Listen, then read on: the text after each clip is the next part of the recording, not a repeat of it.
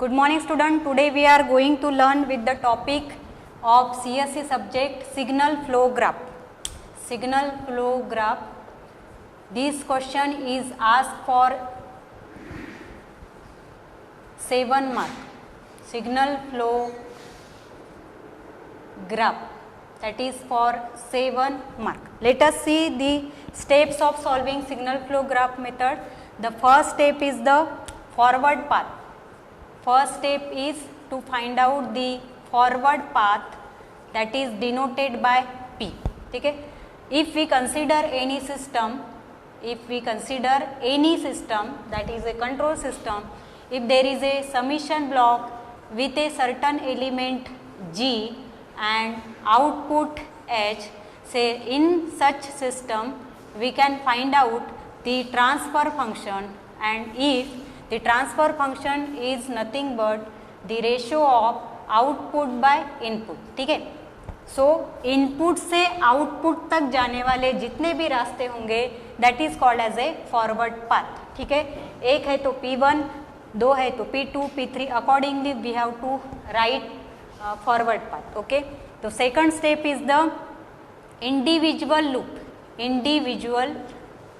loop. So what is individual loop, which is denoted by L? If we consider any closed path, if there is a point A and point B, ठीक है. अगर हम लोग किसी भी close loop को check करते हैं तो अगर हम लोग स्टार्ट करते हैं पॉइंट ए से और वही पॉइंट पे अगर सेम डायरेक्शन से वापस आते हैं तो which is called as a individual loop denoted by L. ठीक है. तो न्यूमेरिकल में एक से ज़्यादा इंडिविजुअल लूप हो सकते हैं. Then third step is the two non touching loop. ठीक है. अगर न्यूमेरिकल में एक से ज़्यादा लूप है, ऐसे से ज़्यादा लूप है और उसके नोड अगर कॉमन नहीं आते हैं तो we can say this is a two non touching loop. उसके बाद हम लोग फाइंड करते हैं 3 नॉन टचिंग लूप. अगर हमारे न्यूमेरिकल में 3 ऐसे लूप है जो एक दूसरे को टच नहीं करते हैं, मतलब जिसमें कॉमन नोड नहीं आते हैं, तो उसको बोलते हैं हम लोग 3 नॉन टचिंग लूप. ठीक है. उसके बाद हम लोग फाइंड करते हैं delta, that is called as a determinant of group. So there is a formula for finding delta. The formula is 1 minus sum of individual loop. ठीक है. जब आप न्यूमेरिकल में लूप निकालोगे तो उसकी आपको सम करनी है plus sum of 2 non touching loop minus sum of 3 non touching loop. ठीक है.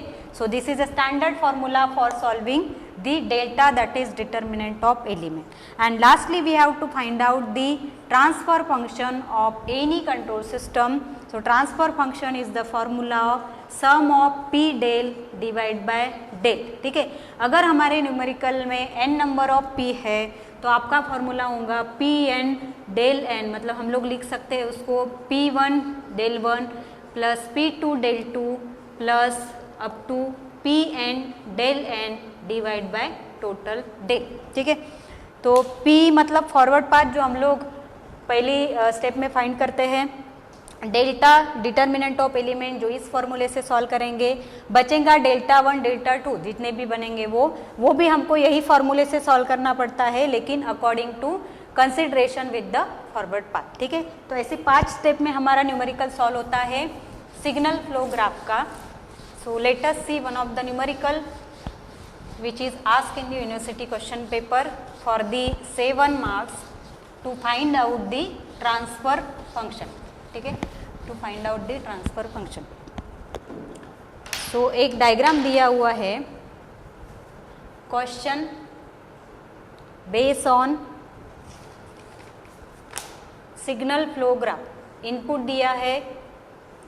दिया है R ऑफ S. ठीक है. इस तरीके से इसका फ्लो दिया हुआ है और यहाँ पे आउटपुट है C ऑफ S. ठीक है. यहाँ पे लूप दिए हुए हैं, यहाँ पे भी लूप दिया हुआ है. ठीक है.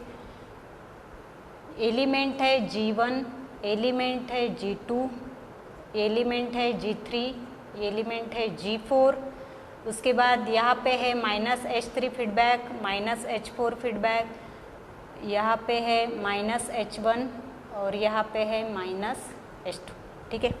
और हमको फाइंड करना है transfer function to find out the transfer function of system, and transfer function is nothing but the output by input. Transfer function is nothing but the output by input. Then how to find out output by input? सबसे पहले आपको क्या करना है, जो diagram आपको given the रहती है उसको जहाँ जहाँ पे जॉइंट्स है उसको नोटेशन देना है। नोटेशन आप अपने मर्जी से ले सकते हो, ABCD या फिर 1 2 3 4। तो मैं लेती हूँ A B, this is C, this is D, E, F, G, H, I और ये मेरा आउटपुट पॉइंट J, ठीक है। तो सबसे पहली स्टेप हमारी होती है that is to find out the, पहली स्टेप हमारी क्या होंगी, फॉरवर्ड पाथ। तो देखते हैं कि इसमें कितने फॉरवर्ड पाथ होते हैं। तो forward path is denoted by P, ठीक है। इनपुट से आउटपुट तक मतलब A से J तक जाने वाले कितने रास्ते हैं इन अ सेम डायरेक्शन। तो सबसे पहले हमको ये सिंपल ऊपर वाला दिख रहा है जो एक ही डायरेक्शन से जा रहा है और आउटपुट तक मिल रहा है। तो हमारा पहला फॉरवर्ड पाथ है P1 that is start from A to B, B to C, C to D, D to E, E to I and I to J। और उसका आंसर क्या रहेगा, इसमें जो भी एलिमेंट आएंगे उस एलिमेंट की आपको क्या करनी है, मल्टीप्लिकेशन। तो कौन कौन है यहाँ पे, G1 और G2, ठीक है। सिमिलरली देखो सेकंड फॉरवर्ड पाथ कौन सा है, तो नीचे वाला आपको दिख रहा है that is start from A to B, B to F, F to G, G to H and H to I and then J। So this is A to B, B to F, F to G, G to H, H to I and then J। तो यहाँ पे कौन से आ रहे हैं element, G3 और G4। तो उसका आंसर होगा G3 इंटू G4। इसमें हमेशा मल्टीप्लिकेशन ही होता है क्योंकि सारे सीरीज में दिखते हैं, ठीक है। और कोई फॉरवर्ड पाथ है क्या इसमें, देखो जो सेम डायरेक्शन से, अगर आप ऊपर से जाने का सोच रहे होंगे तो इसमें अपोजिट डायरेक्शन से आ रहा है तो ये फॉरवर्ड पाथ नहीं हो सकता है ऊपर से। सिमिलरली आप नीचे से देखते होंगे कि ये ऐसा आ जाएगा तो पॉसिबल नहीं क्योंकि अपोजिट डायरेक्शन से जा रहे हैं। तो इस न्यूमेरिकल में सिर्फ कितने फॉरवर्ड पाथ है, 2, P1 एंड P2। P1 मतलब ये ऊपर वाला और P2 मतलब ये नीचे वाला रास्ता, that is start from input and end at output, ठीक है। सेकंड स्टेप है हमारी इंडिविजुअल लूप। तो देखो हमारी डायग्राम में ऐसे कोई क्लोज लूप है क्या, जो एक ही पॉइंट से स्टार्ट हो रहा है और वही पॉइंट पे वापस आ रहा है। सो लूप मतलब क्या, ऐसे क्लोज पाथ दिखेगा तो लूप, ठीक है। तो मैं कंसिडर करती हूँ C से गए D पे, D से हम लोग वही पॉइंट पे वापस आ रहे हैं तो we can say this is a loop number 1, ठीक है।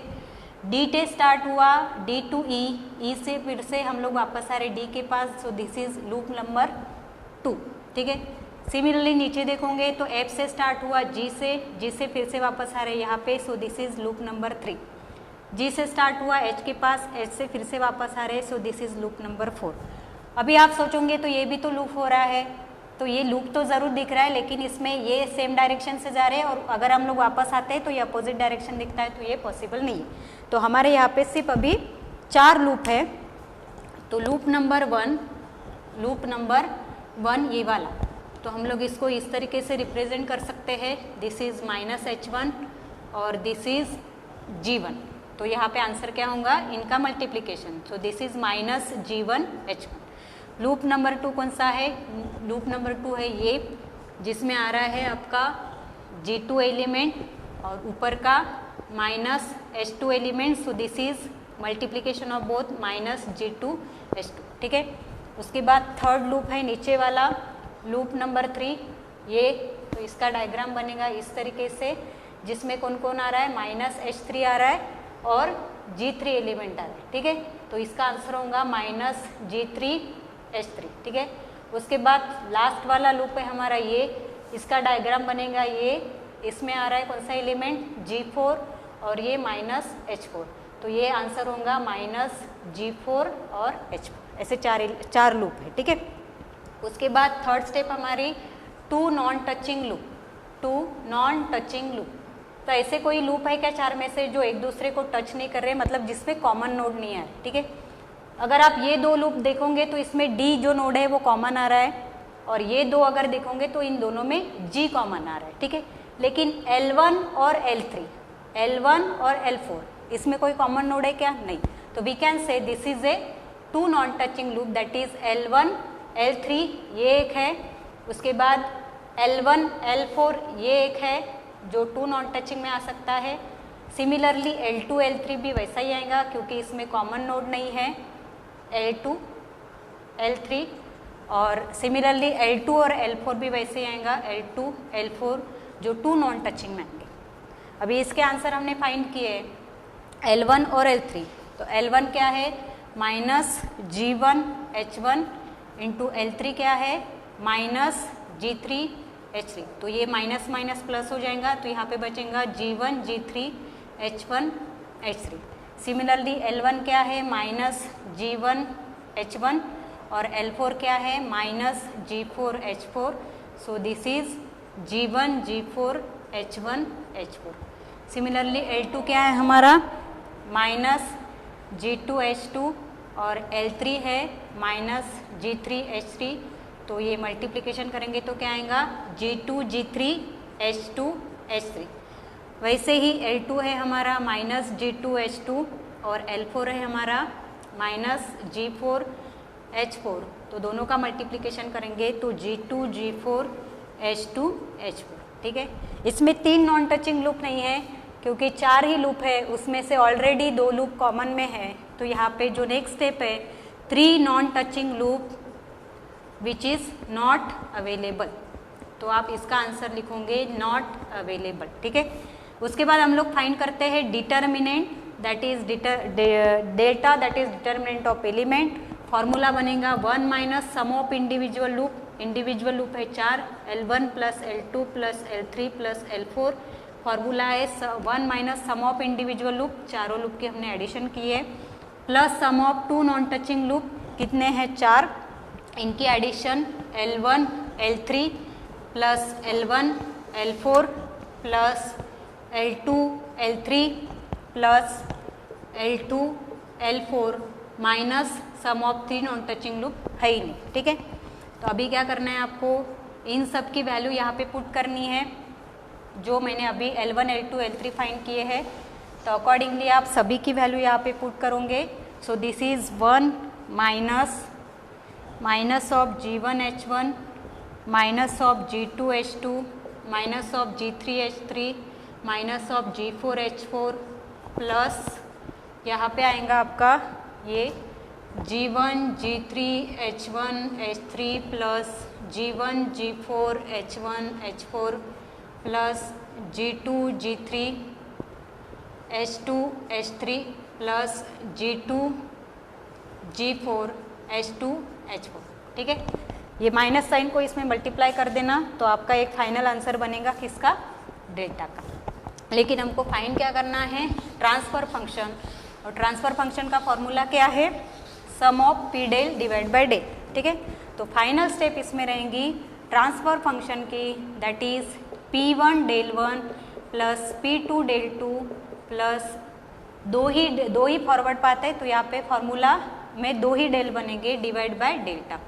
अभी P है हमारे पास, P1 P2 है और डेल भी है. अभी डेल 1 क्या रहेगा? तो डेल 1 का फॉर्मूला सेम रहेगा इसी तरीके से, लेकिन वो फर्स्ट फॉरवर्ड पाथ के लिए. तो फर्स्ट फॉरवर्ड पाथ को जो लूप टच नहीं करेंगे वही आपको इसमें लिखने हैं. तो कौन से लूप टच नहीं कर रहे? पहले फॉरवर्ड पाथ को L3 और L4. तो यहाँ पे लिखो L3 प्लस L4. ठीक है. सेकंड फॉरवर्ड पाथ में कौन से लूप टच नहीं कर रहे? L1 plus L2. तो सेकंड फॉरवर्ड पाथ में कौन से लूप टच नहीं कर रहे? L1 plus L2. तो इसका आंसर लिखो 1 minus L3 minus G3 H3 plus L4 कौन सा आया है? Minus G4 H4. Accordingly solve करो. देन हियर 1 माइनस L1 कितना है? Minus G1 H1 plus minus G2 H2. Accordingly solve करो. Then you will get transfer function of this system. P1 हमारे पास है, that is G1 G2 into delta 1 आपने find किया है ये. ठीक है. प्लस P2 हमारे पास है, that is G3 G4. Delta 2 आपने फाइंड किया है ये, and divide by del. That is the transfer function of the this signal flow graph system. तो इस तरीके से आपको 7 मार्क्स के लिए इसे सॉल्व करना पड़ेगा। Thank you.